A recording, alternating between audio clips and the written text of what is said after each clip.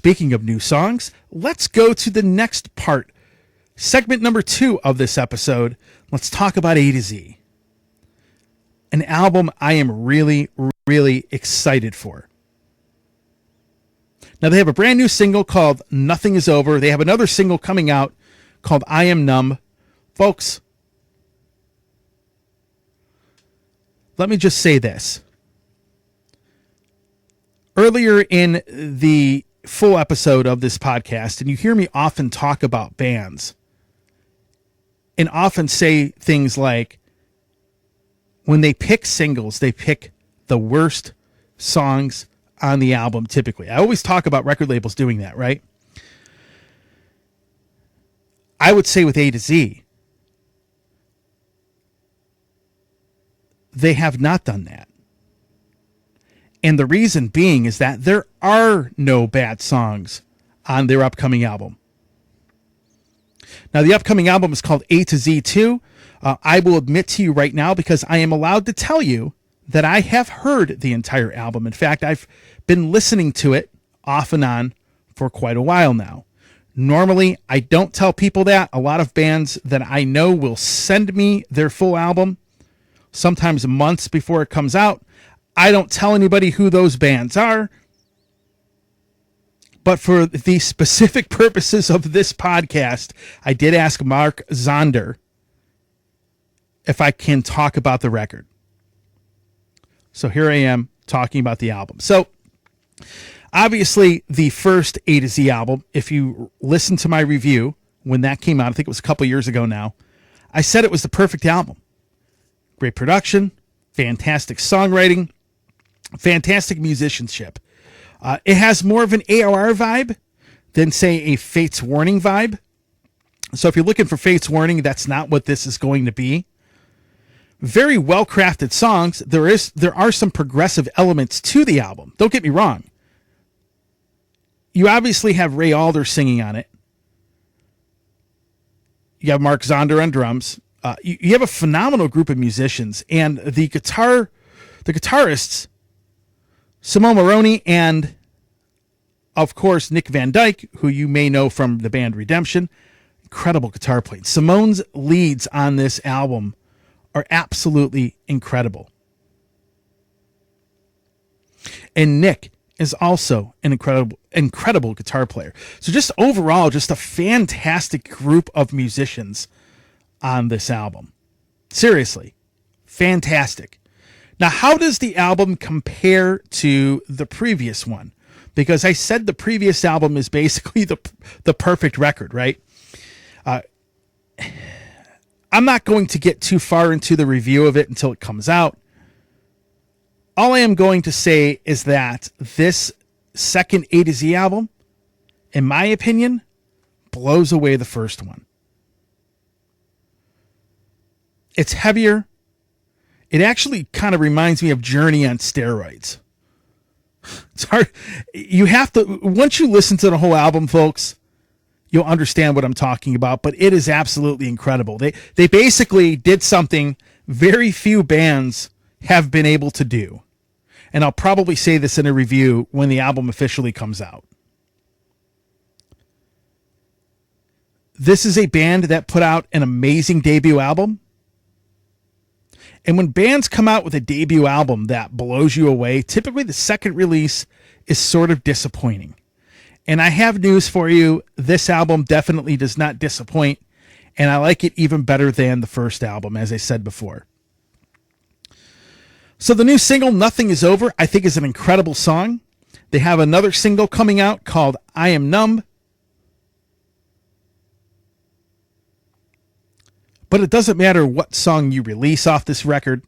Every single one of them is absolutely fantastic. And if you like what you hear as far as the singles go, you are definitely going to absolutely love the album. Now, I'll put a link in the show notes to the song and to the upcoming single if it's up. And there's also some really cool special merchandise that they have, that they are selling A lot of autographed like drum heads with the album cover on it. There was a big steel plate with the album cover with the band signing it. I actually have one from the first A to Z album, which I thought was really, really cool. I don't have it sitting in front of me, but I'll put a link to that merchandise as well. Now, the pre-order is up. Wherever you are, I ended up pre-ordering mine off of Metal Blade Records. I got the cool like marbled blue vinyl, which I think looks awesome, and the CD. And don't forget, folks, Mark Zonder is going to be appearing on the show, probably maybe just himself or a couple other members of the band. Now, many of you heard my description that the album sounds like Journey on steroids, which it does. But for those of you that want to know what it sounds like from the perspective of the band, check out this interview with myself and Mark Zonder from a few months ago talking about this upcoming A to Z album. Check out this clip right here. If you guys had to describe if you guys had to describe this new A to Z album compared to the previous record, just give a quick description of it. What would your description be? If someone comes up to you and says, you have another album coming out, what does it sound like compared to the first one? What would you say to them? You're up, Nick. Oh, I was going to say that's a Mark question because I didn't work on the first record. To me, the first record sort of tapped into a 70s vibe, and I think this taps a little bit more, maybe because of my, time frame, more into an 80s vibe. This to me sounds like, an aggressive version of early 80s Journey. Toto, another great reference point, just with a little bit more beef and a little bit more chunk in the guitar tone, maybe. But that's sort of how I would look at the reference point. But I think this is a Mark question more than a Nick question. So sure. Nick basically just called me old with that one, but okay. Not much older than me, pal.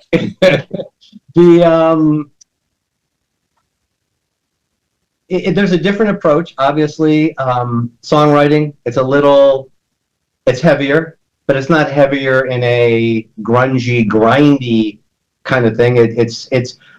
I like to sometimes go back, and I kind of tripped on this the other day with, you have the first 3 Journey albums, and, no Steve Perry, but the playing's kind of like intense, and it's all over the place. It's jazz, fusion, rock, metal, whatever. And then you have Steve Perry come into it later, who, on that, especially the Infinity album with Wheel in the Sky and other things, before it really went commercial, they were kind of in that thing. So, not to keep referencing Journey, but it does have kind of that kind of thing to it. Edge of the blade, separate ways.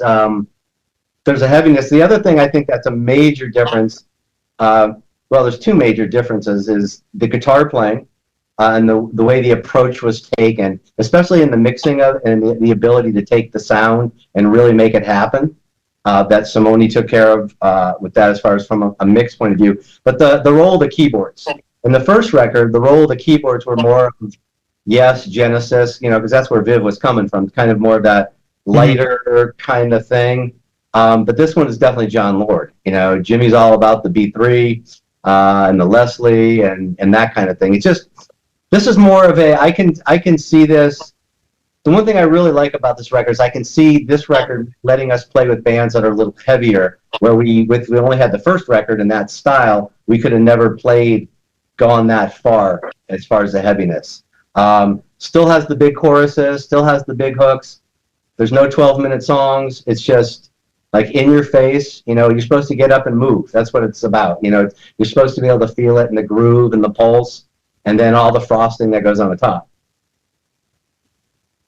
That sounds like a good description. I would probably say my description, at least from what I've heard, is a combination of what you and Nick said. Like when you talk about kind of going, like 80s a little bit, Edge of the Blade was like the first thing that I thought of actually when listening to the stuff, but it doesn't sound dated. It sounds a lot more modern than that, but it's the same kind of songwriting in a sense. And yeah, I mean, there is a difference. I think the songs are just as catchy as the first album, but I think it's just a little bit of a heavier record. I think also there's a little bit more of syncopated playing at times, and it definitely a little bit more progressive per se, as not just boom tap boom tap boom tap. There's things, and you can catch it after the first 4 bars, but it's not so Survivor, REO Speedwagon, kind of like just straight, kind of great songs, but just straight. We kind of get a little funky at times, and but it works. I mean, it works amazingly well. And the album sounds good. Simone is amazing. Yeah. I mean, by the way, you can only do so much if the raw ingredients don't sound great. And Mark is so dialed in with his drums, and reasonably dialed in at this point on good guitar tone. And certainly it's stuff that Simone knows how to mix, because he's done, probably 3 or 4 records with my guitar tone now that he helped actually dial in. So yeah, and then Philip has an unbelievable bass tone. And the other thing is, in contrast, the Redemption, by the way, this is by no means a AC/DC record. There's a lot going on, not to take anything away from them. There's a lot going on here. There's less going on. Redemption's been described as like a 12-layer chocolate cake. Sometimes there's an awful lot going on. Here it breathes a little bit more. So I think the ability for Simone to make it just sound as good as it can sound without having to service 7 different counterpoints that are happening at the same time frees him up to make it really sound great. Yeah. To Nick's point, people don't realize this. I mean, older people realize, younger people don't realize that a mix engineer is just as important as anybody in the band. Mm-hmm. I've done enough records with enough different guys, and there's a true story. Before the first record, again, my whole thing was, we're going to do this the right way. I don't care what it costs. We're just going to do it the right way. So I auditioned or sent out a track to like 7 or 8 mix guys. I mean, we're talking Grammy. I was fortunate enough to be hooked into a Grammy Award guy, 9 Grammys, whatever. All the way to whoever and whatever, nobody you ever heard of, and guys, serious guys in between. Greg Bissonette turned me on to a bunch of different pro guys. No one even came close to Simone. I mean, not even close. It was so obvious who the guy was that was going to do it. Plus, he's the greatest guy in the world.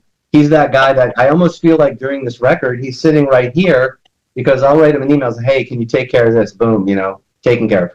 Hey, Nick thinks this. Can you take care of it? Boom, done.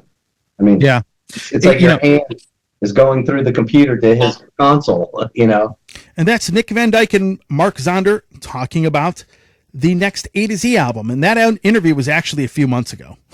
So I had luckily heard most of the album when I did that interview, but really excited for this record, folks. And I think that if you like progressive music and you like AOR-oriented music with great melodies, great hooks, well-written songs, you are definitely going to like this album by A to Z. A to Z 2 comes out soon. I'll put a link in the show notes to where you can pre-order it. And I'm curious as to what you folks think of the new single, Nothing Is Over. So with that said, I'm going to go into break. Coming up, I'm going to talk about John Schaefer from Iced Earth and where he could possibly go musically. And I talk about Metallica's Load album getting a reissue and the crazy Super Deluxe box set that is coming out. All of that next after the break. Hey everybody, Tony here from the Metal Command podcast. Again, I appreciate your support. Since 1998, I have hosted this show in one form or another, starting off in radio and now in the podcast format. Again, thanks for watching, and if you like what you see and hear on this show, by all means, please hit the subscribe button, hit the little bell to be notified anytime I do post a video, and if you see this program on any other form of social media, please give me a follow there. Again, I always appreciate your support.